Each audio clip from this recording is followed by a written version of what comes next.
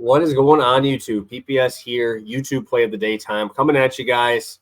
2 spots. We're on Dinger Tuesday. Got to keep our Dinger Tuesday streak alive here. 4 straight shows with a home run pick. That was right out of our 2 spots. Going with 2 pretty high odd ones.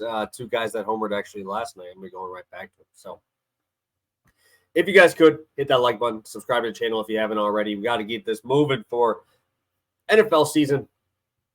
And I'm really excited to continue another year of doing some NFL content for you guys, picks, props, and all that fun stuff. If you haven't already taken a look at our futures picks, make sure you guys go do that. We have some futures props, futures wins, pretty much everything you could want in the futures market. We already got it rolling for you. So recap from last show, Washington, first half over 29.5, easy money.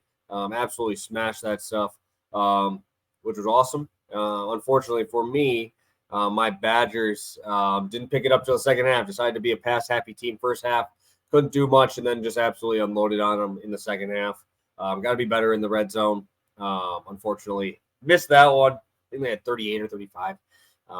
So, yeah, we are 1-1 at minus 0.1 unit. Got juiced out a little bit there. Got to get back to the 10. Got to get back to double digits. Had a rough reverse sweep on our last one, but we're back. And we're coming at you plus money right away. And I'm going with Clayton Kershaw over 4.5 hits allowed. This is over on, let me post this. Let me pull up my thing here. Over on DraftKings here to go find my guy here. He is on the road against Miami. Pitcher props here.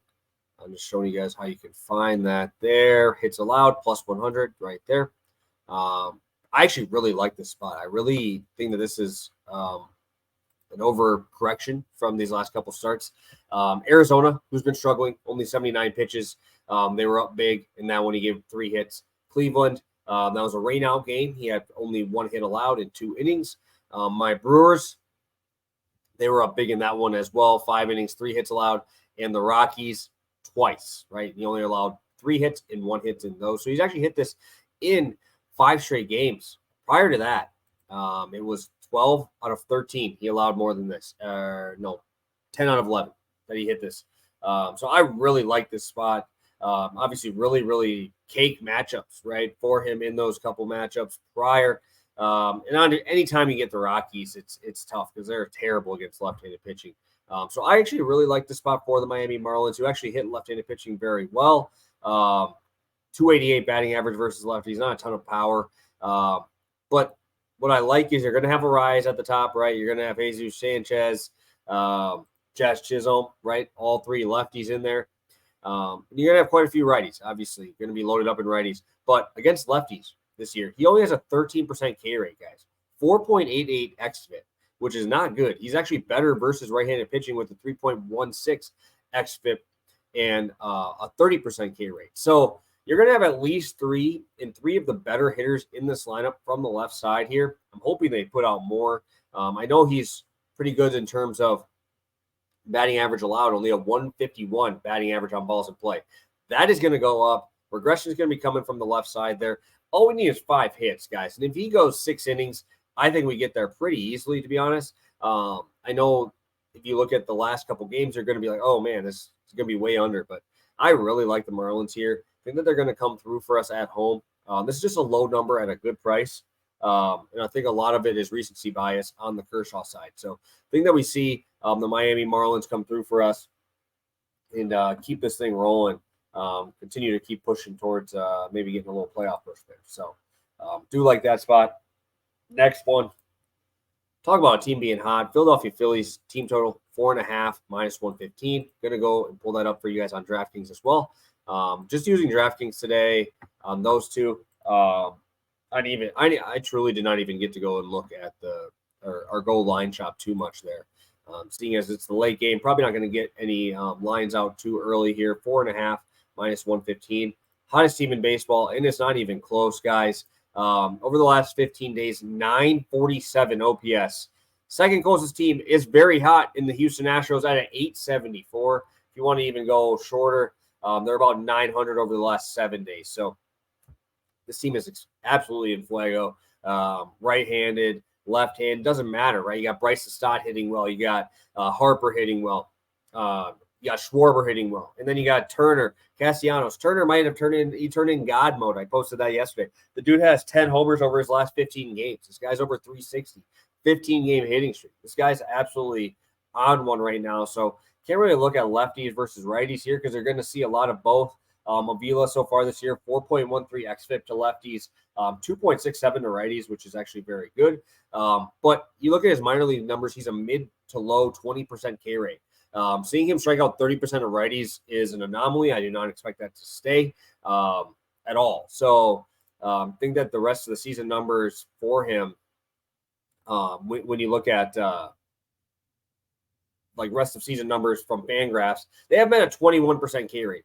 If that continues, I think if that's how the regression goes, I think he gets lit up. Also, his expected numbers for the rest of the year for his FIP is 4.46 compared to 2.83. This guy is playing over his head right now, and now you're going to run into the buzzsaw that is the Philadelphia Phillies. I think this is an absolute smash spot. I love the Phillies tonight. Late game hammer too, if you guys are like me and love that. So how do you stand in front of this team? How are we getting this line at where it's at? I understand Avila's been good, but again, recency bias is going to always succeed, or is always going to be the first thing people look at. So I really like the Phillies. I really like the Marlins against Kershaw as well at plus money.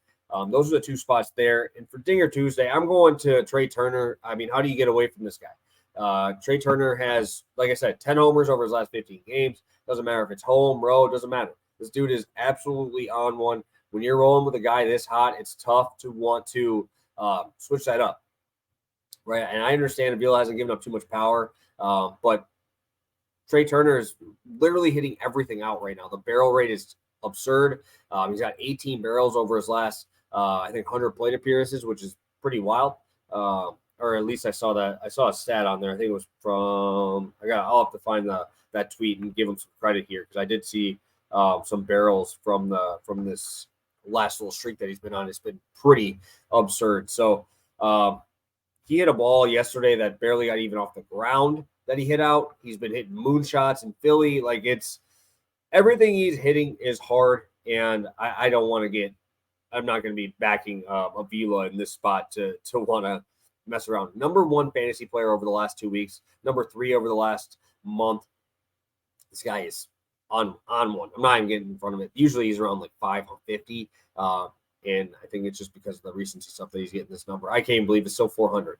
Gunnar Henderson, lefty on lefty, Reed Detmers. 534 slugging to lefty so far this year for Detmers. We've seen John Singleton hit him out twice in his game against the Astros. Really struggles with lefties, which is weird because he has really good stuff. He's got phenomenal stuff. At home so far this year, he's allowed 10 homers in 71 innings, 407 slugging. At home versus lefties, 511 slugging. And he's definitely been struggling a little bit in the second half of the season with a 377 WOBA, allowing 7 homers in 38 innings, 6.57 ERA. Gunnar hit one last night, absolute tank. And now you're going to end up having him play in LA again. Really nice hitting conditions. And Gunnar Henderson's been an absolute wagon for us. So I'm going to roll with both these guys. Half unit play guys. These are 0.5 unit plays.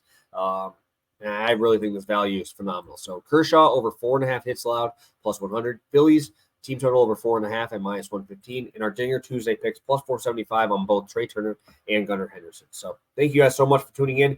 Please hit that like button. I really appreciate all your guys' support. If you guys do want more info on joining our full group, VIP group, make sure you hit me up in the DMs and we'll make sure you get involved for this NFL season and obviously for the rest of the MLB. So have a good one, guys, and best of luck today on this Dinger Tuesday.